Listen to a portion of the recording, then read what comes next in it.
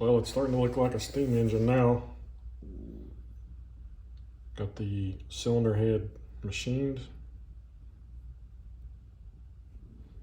Got the steam chest cover machined. And the valve gland. So we needed this in order to transfer these screw holes into the cylinder. And out of the same piece of material, I went ahead and made the piston rod gland and the piston.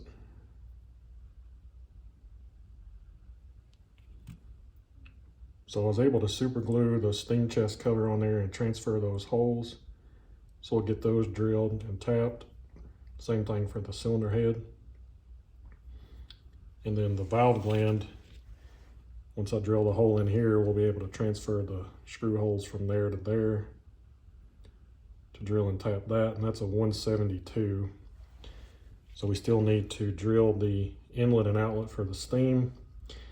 And then I got this pocket for the steam chest machined out and the slots.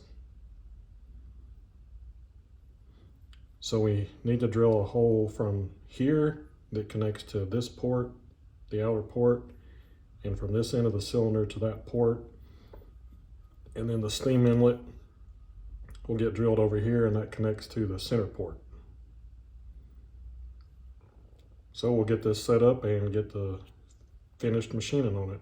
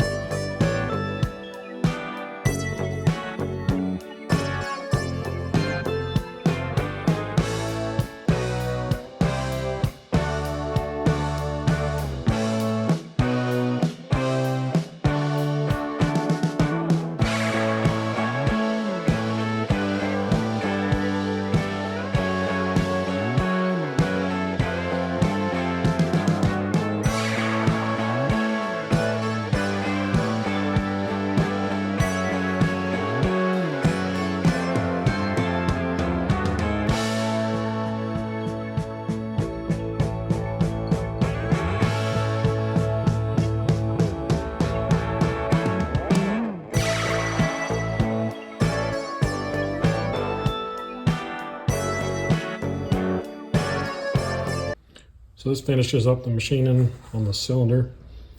Was able to transfer and drill and tap all the holes from the head and the steam chest cover and the valve rod gland. Then I was able to machine the ports, which come from the cylinder at an angle up to this inside port. It's hard to see, but if I stick that needle through there, you can see where it comes out into the port.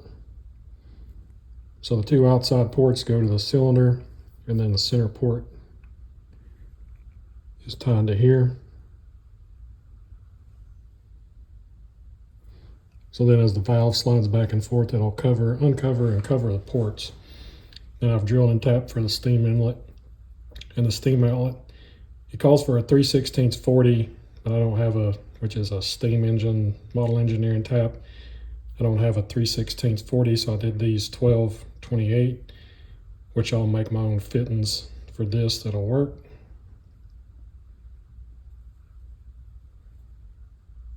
That should have everything complete. I used this 5C collet block and then this expanded arbor to hold this to do most of the machining. It worked really good once I got the hole in the middle. It's a 5/8. Then I could position it on here.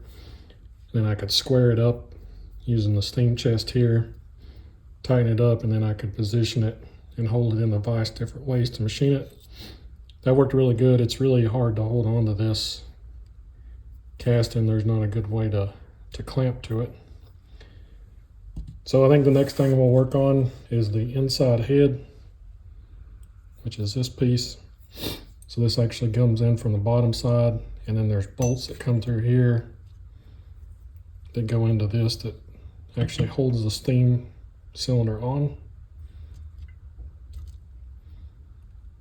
So we'll get started on that next time.